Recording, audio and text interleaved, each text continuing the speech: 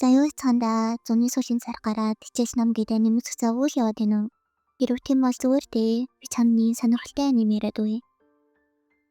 Woodpecker Detective Ops буюу тоншуулын мөрдөх газар гэх аниме ягч байна.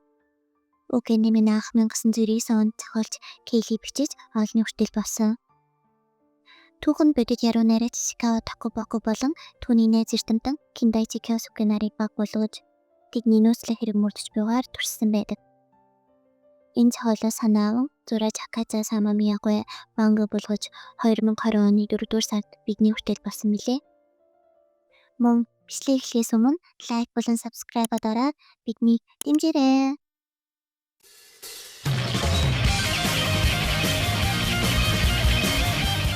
Даар нэгэн малгайтай ах гарч ирэн нэгэн байснаар орж байгаад уг нэмэлтэн нэгэн хаалганы урд ирэн зогсноор манай анимын гол дүр болох Kindaichi Kyosuke гэх залуу хаалга онгойлгосноор 10 жилийн өмнөх үйл явдал эхэлнэ. Одооноос эхлээд энэ хаалгаар орж иж байгаа цагаан устай залуу Ishikawag Ishi харин сууж байгаа Kyosuke-г Kyo гэж дуудаад тавьчихъя. Ishikyo хоёр хундаа явахаар болно. Тэд ууж дуусчаад ус архаа шингээхийн тулд нэг газар руу явах ба нөгөө газараа ирээд орох гэтэл дотроос нэг бүдүүх амар хурдангүйгээд гарсанд нь цэжилээд Ishi дотогшоогоо шууд ордог. Бөөн хаалга онгойлгож явсны эцэст нэг хаалганы цаана хүн бичвэр бичиж байгаад алуулчихсан байдалтай хэвтэнэ. Энийг харсан Kyo орсноор гаднаас нэг цагдаа орж ирэн манай хоёрыг сэжиглж эхэлдэг. Нөгөө цагдаа нь манай хоёрыг энэ залуу татаархсандаа болоод алчсан гэж хэлмэгдүүлж эхэлнэ.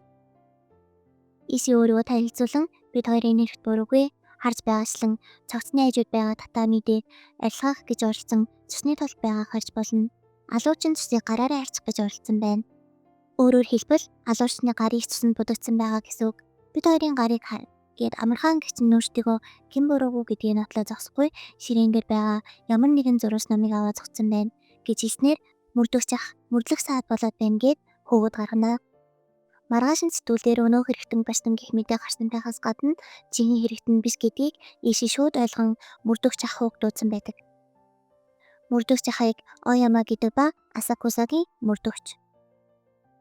Тимч болохоор Иши шууд тэр хэрэгтэнгийн гэрлүүн очоод мөрдөгч болон цэргийн эмч генерал Мори Ринтаро богсийн тусламжтайгаар орохоор болдог.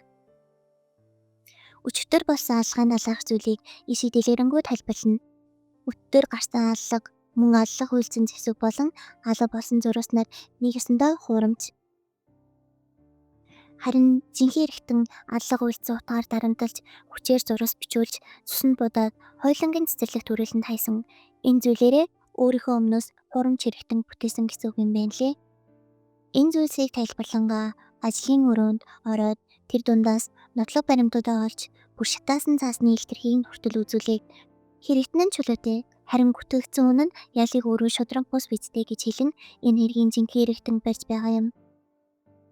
Маргааш нь Иши гэртээ нэгэн зүйлийг өлгөх ба тэр нь тоншуулын мөрдөх газар гээд модон самбар байдаг. Ингэснээр энэ хэд өөрсдийн гэсэн мөрдөх газартай баригдахгүй байгаа хэргийг мөрдөх тусгай хэлтээс үүсгэж байгаа юм. Оройн нэг эмэгтэй цуснд будагдан газар зунсан байдалтай цагдаа нарт олдно. Хэсэг цагдаа нар мөрдөж явсаар байгаад нэгэн газарт ирэх ба тэр газарт нь Kyo архин сандарсан байдалтай сууж байгаатай таарна. Тэгсэн цагдаа нь таныг Ореотоки гэх алуулсан эмэгтэйтэй хамт байхыг харсан хэдэн хүмүүс байна. Таныг сэжиглэж байна. Тийм болохоор та бидэнтэй хэлтээс рүү явах хэрэгтэй гэд аваад явна. Энэ явдлаас 9 цагийн өмнөх рүү дүр солигдно. Өрөөнд Kyo сонио уншиж сууж байхад нь Иши орж ирэн Kyoог сумлан та хизээч охтуудтай ярилцаж үзээгүй. Тэр тусмаа үнсэж ч үзээгүй бидтэй гэж авсан. Тэгээд бүр та нэг шүнийг ч өнгөрөөж үзээгүй штэ гэд сумлснаар яах зараагүй Kyo эмсгийн хүрээлэн рүү явахаар болно. Нөгөө газарт ороод байж байтал Оин гэх эмэгтэй бууж ирэн Ишиг аваад нэг өрөө рүү орох гээд байдаг. Иши бүр орох гээд баярлаад байдаг шүү. Зав амтан. Явхдаа Отоги гих бүсгүүдүүдэд Kyoд үлдээчихнэ.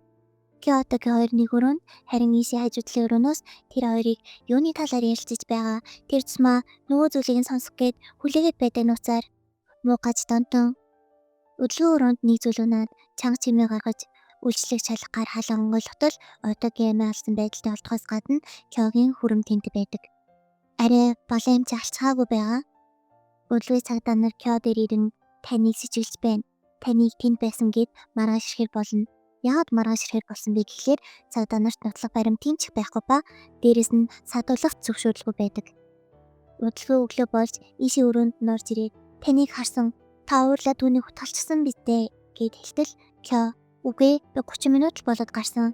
Намайг гарахад надтай адилхан хувцастай хүн байсан. Тэр л алсан байж таараа гэд хамаг гаргахад гаднаас цагдаа нар баримтлах зөвшөөрөлтөд орж ирэн аваад гарах гэтэл манай эд гарч ирэн бид нарын нэрийн зинхэнэ хэрэгтэн болох болно гэж хэлдэг. Өдөр нь нэг цайны газар ороод бүгдээрээ нэг таамаг гаргана. Эхний таамгийг ийшээ гаргах баг Отокихуанг хур зөвхөн дуурсан Кё түүнийг алсан. Хоёр дахь таамаг нь баримтлагдсан байгаа Кё явахаас өмнө хийсэн таамаг. Нууцаар харж байгаад баригдаад үүнд нуурсан Отоки дайрахад ийшээ санаандгүй алсан. Гурав дахь нь Ноогостын таамаг. Энэ Ноогостыг болохоор Хагевара гэдэг. Одооноос Ноогост гэж дуудаад явъя. Отоки болон Кё бие биедээ дурлаж Отокиг энэ газараас худалдаа авч их чөлөөтэй болох гэж битсэн. Өрөөнөөсөө гарахдаа хөгжин зэмсийг санаандгүй унгасан. Энэ нь нөгөө чимээ харин Отоки худагаа хүмүүсээ тайрах гэтэл гаднаас мөр орж ирээд түүнэр үсэрсэн цочоод өөрийгөө бүлчгсэн. Энэ таамыг сонссон Исиинигээд тэр өгсөн ч зан дээвэр байх хүн гэж авсан. Харин энэ цагаан ч юм уу ягаан ч юм уу нөхрийг Йошисаму гэдэг. Одооноос түүнийг Ягана харин урд талд суух булчинлаг залууг Номоро Кодо гэдэг. Одооноос булчинлаг гэе. Булчинлаг Ягана хоёрын таамаг нь Исикё хоёрыг хамрагтан гэж бодоод байгаа юм лээ. Кё түүнийг энэ газар ажиж болохгүй. Би чамайг эндээс гаргана гэхэд Отоки өөргөө өвдсөн. Өөртөө юм болохын тулд би зарж байгаа гэх үгэнд дуурсан Кё босоод гарах гэтэл Отоки өндөнд дургуутсан араас нь дайтал Иши түүний түлхчихснээс болоод нөгөөх нь газар дээрээ тас. Нэг хүү яриаг нь сонсоод хажууд нь ирээд өөрийгөө танилцуулна. Энэ хүүг Хирай Таро гэдэг. Одооноос Таро гэе. Таро өгч өдөр өглөөнөөс орой болтол Ишикёг дагсан гэж авсан. Чихи сталкер байна да. Тарогийн гол хэлэх гээд байгаа зүйл нь Кё болон Иси хэрэгтэн биш. Тэр хоёр тамхи хасааж байхдаа баруун гараараа хасаадаг. Тийм болохоор Отокийн хүзүүн дээрх шарах зүүн талдаа байх ёстой. Харин түүний шарах баруун талдаа байсан. Тэгэхээр Ишикё хоёр биш болж таарч байгаамаа. Гол хүн нь Отоки өөрөө гэж авсан. Яагаад вэ гэхлээр тэр тамхи хасахдаа зүүн гараараа зурж хасаадаг. Хэрвээ солгоо гартай хүн утга ашиглаж өөрийгөө хойлоо дүрх юм бол утгаа баруун гар талдаа барьж байгаад хамаг хүчээрээ өөрийгөө дүрх болно. Эцэст нь таамаг зөв байх ба манай хэд Кёг сулснаар аз жаргалтайгаар энэ маань төгснөө гэхгүй юу. За ингээд өнөөдөр хаанимыг ингээд тусгая да. Цаашдаа манай мөрдөгчд ямар сонирхолтой эргүүдтэй тулгарх бол илүү ихийг үзэх хүсвэл доор урийн сэтгэлдээ үлдээж мөн лайк болон subscribe дарж бидний дэмжээрэй. Баяртай.